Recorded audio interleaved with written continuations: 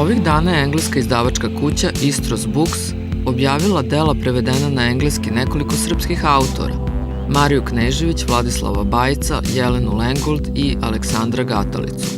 Roman Ekaterini naše književnice Marije Knežević već je doživao i prve pozitivne kritike. Kritičar Tony Messenger naglašava da je ovaj roman ženska verzija Odisejevih lutanja, ispričana kroz egzodus 3 generacije ženskih likova od Grčke do Beograda.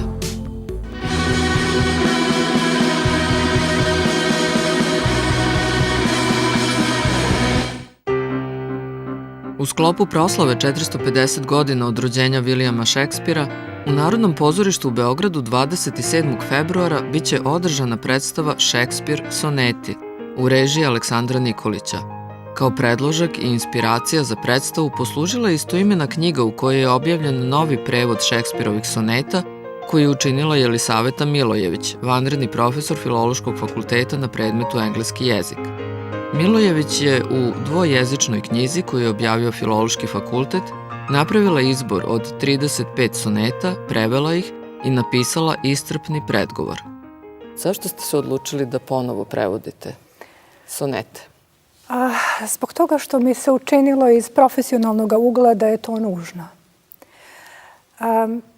Imala sam uvid u aktuelnu produkciju prevodnu i bila sam nezadovoljna. I to iz vrlo jasnih i dubokih, profesionalno dubokih razloga. Sa druge strane, smatram da je potrebno da se uradi novi prevod, uvek može bolje, uvek može drugčije, i da je odgovornost prevodioca veoma velika. U smislu da loš prevodilac ne govori u svoje ime, loš autor govori u svoje ime i to je olakšavajuća okolnost, ali loš prevodilac pozajmljuje svoj glas i velikom pesniku. Zbog toga sam rešila da se kritički osvrnem metodologijom lege artis, za koju sam školovana kao filolog, na aktuelnu produkciju i onda, nakon svega, da pokušam da ponudim ja svoje. Sit svega, želim u smrti smirenje. Vidim vrlina ko prosjak zapuštena, ništavila nakićenog šepurenje. Najčistija vera na zlo odbačena, čast i zlato sramno prokockano, vrlina devojačka grubo obeščašćena, savršenstvo nepravdom okaljano, snaga hromošću onesposobljena, umetnost od vlasti učutkana, budala da leči čoveka umnog, istina u jednostavnost preinačena, dobro da je rob gospodara zlog. Sit svega, u smrt bih otići mogao, da ostaneš sama, bilo bi mi žao. Insistirala sam na tačnosti, u smislu da nema dobroga, da se ne može razgovarati o tome da li je prevod uspešan ili ne, ako je netačan. Znate, najpre morate da imate svakako talenta, ali morate taj talent, taj dar nasloniti na znanje. Sad, naši prevodioci vrlo lako ulaze u pevanje. Znate, to je jedno jako lepo osjećanje kad vi krenete da pevate, ali nema oslanjanja na znanje. U smislu, to je jezik 16. veka i to je trebalo uraditi jednu ekspertizu dobru.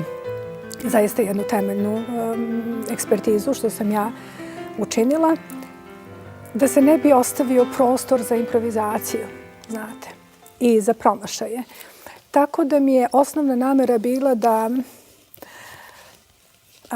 se vratimo zaista izvorniku i autoru, zato što on ima pravo na svoju misao i svoj izraz.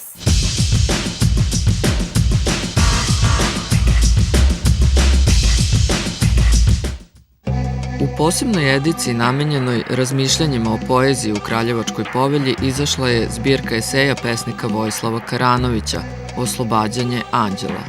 Knjiga sadrži eseje posvećene pesnicima Lazi Kostiću, Miljkoviću, Disu, Popi, Blejku, Rilkeu. Takođe sadrži razmišljanja o drugim umetnostima kroz poeziju, o kojoj zapravo, ma o čemu pisao, Karanović posvećuje svaku rečenicu u ovoj knjizi. Poput Mikelanđelovog oslobađanja anđela iz kamena, i Karanović oslobađa poetsku suštinu od okova jezika. Svi ovi tekstovi jesu neka vrsta dijaloga sa autorima i sa pesnicima koji su mi značili tokom mog razvoja i svi su nekako obeleženi tim momentom dijaloga, stvaralačkog dijaloga. Znači, na to sam mislio kad sam rekao da nisu u potpunosti sa strane i distancirani.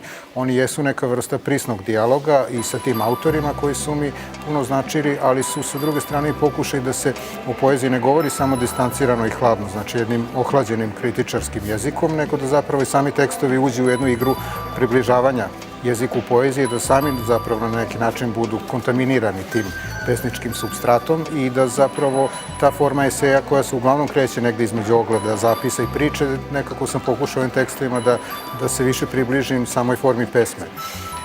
Meni je tu uvek bila interesantna jedna priča, jedan zapis Vaska Pope koji govori o poeziji kao izvoru žive reči. On kaže, poezija jeste u suštini izvor žive reči, a reči su zapravo kao neki plesači koji se kreću oko tog izvora. I kaže, mi taj izvor možemo videti samo ukoliko priđemo u tim rečima i ukoliko se uključimo u to kolo i prihvatimo tu ulogu plesača i sami. Znači, ukoliko zapravo prestanemo da gledamo, doživljavamo poeziju sa strane, nego ako pristanemo na taj neki bliski doživljaj poezije, zapravo tek onda poeziju možemo ishvatiti i osetiti i zapravo tek onda i možemo razmišljati o njoj. Znači, o poeziji se može razmišljati, pisati, ali nikako ne treba zaboraviti da je u svemu tome primaran kvalitet doživljaja poezije. Bez jednog istinskog i dubinskog doživljaja pesnika teško je i zapravo i besmisleno pisati o poeziji. Za mene poezija je jedno iskustvo življenja i mogućnost dodira života sa neke moje najličnije i najintimnije strane, ili kako je to jedan francuski pesnik André Michaud rekao, poezija je iznenadno proširenje sveta. Nekako meni poezija služi kao mogućnost da osetim život sa neke te strane, sa svoje lične, neke najličnije i najunutrašnije strane. Ja imam knjigu pesama koja se zove Unutrašnji čovek i zapravo čini mi se da poezija jeste nešto što treba da nam pomogne da se taj unutrašnji čovek probudi, osvesti i da nekako sve doživljavamo više iz pozicije tog unutrašnjeg čoveka.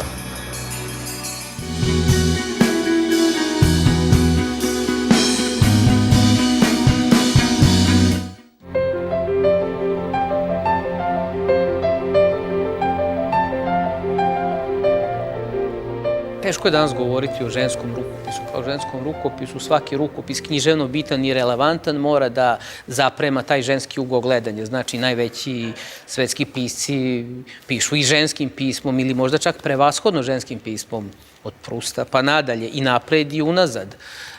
Kaže Alice Munro na jednom mestu, kad muškarac izađe iz sobe, on ne ostavlja za sobom ništa. Žena kad izađe iz te sobe, nosi sa sobom sve što se desilo tamo.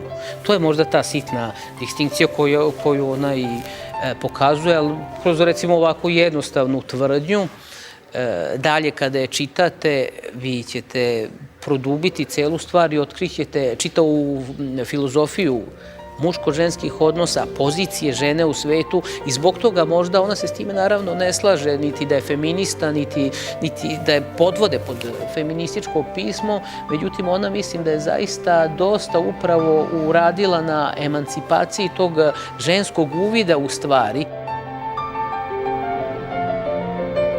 Nije teško poverovati u to da je Alice Munro veliki pisac. Svako ko ju je čitao mogu je da prepozna beskrajan talenat, beskrajan način udubljivanja u stvarnost, u mogućnost da se rekonstruiše prošlo, da se rekonstruišu životi, da se na stranici ili dve napiše sociološka studija koja zaprema čitavu knjigu ili da vam u dve rečenice da sažetak života i onih u stvari bitnih stvari, zato što ona i kaže na jednom mestu upravo u priči iz knjige Goli život, da se, kada razmislimo o našem životu, setit ćemo se možda jednog ili dva, tri mesta zaista vrednog pažnje, a pitanje da li i tog jednog. I was pretty mad about it. But now,